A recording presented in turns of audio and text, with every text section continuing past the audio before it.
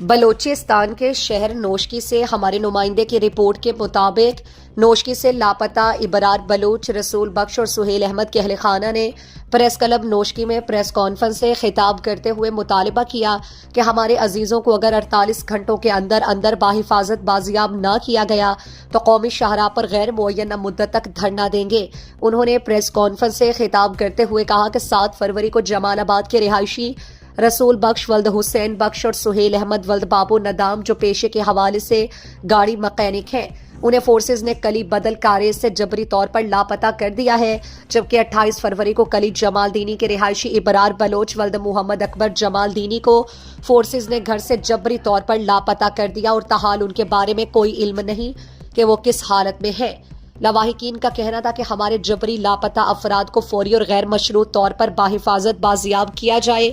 اگر ان پر کوئی جرم ثابت ہوتا ہے تو انہیں منظر عام پر لا کر عدالت میں پیش کیا جائے۔ انہوں نے کہا کہ ہم انسانی حقوق کی تنظیموں اور بلوچ عوام سے اپیل کی ہے کہ وہ ان مظالم کے خلاف بھرپور آواز بلند کریں اور احتجاج میں ہمارا ساتھ دیں۔ انہوں نے کہا کہ رمضان المبارک کے مقدس ماہ میں حکومت کو 48 گھنٹوں کی مہلت دیتے ہیں۔ اگر 48 گھنٹوں کے اندر ہمارے نوجوانوں کو بازیاب اور منظر عام پر نہ لایا گیا تو قومی شاہراہ N40 کو غیر معینہ مدت اور مطالبات کے حق تک بند رکھیں گے، جس کی تمام ذمہ داری حکومت اور متعلقہ اداروں پر عائد ہوگی۔ جبری گمشدگی کے نتائج صرف ایک خاندان تک محدود نہیں ہوتے بلکہ پورا معاشرہ اس سے متاثر ہوتا ہے۔ حالیہ واقعات کے پیش نظر جبری طور پر لاپتہ افراد کے خاندان اور معاشرے میں بے چینی اور تشویش مزید بڑھ چکی ہے۔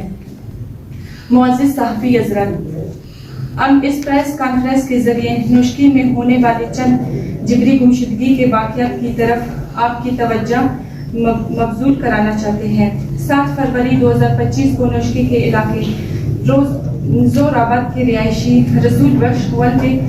حسین بخش اور سہیل احمد ولد بابو ندام دونوں مکینک ہیں، انہیں سیکیورٹی فورسز نے بدل کاریز کے مقام سے جبری طور پر لاپتہ کر دیا جب وہ بدل کاریز اپنے روزگار کے سلسلے میں گئے تھے۔ 28 فروری 2025 کو کلی جمال دینی کے رہائشی ابرار بلوچ ولد اکبر جمال دینی کو سیکیورٹی فورسز اور خفیہ اداروں نے ان کے گھر سے اٹھا کر اپنے ساتھ لے گئے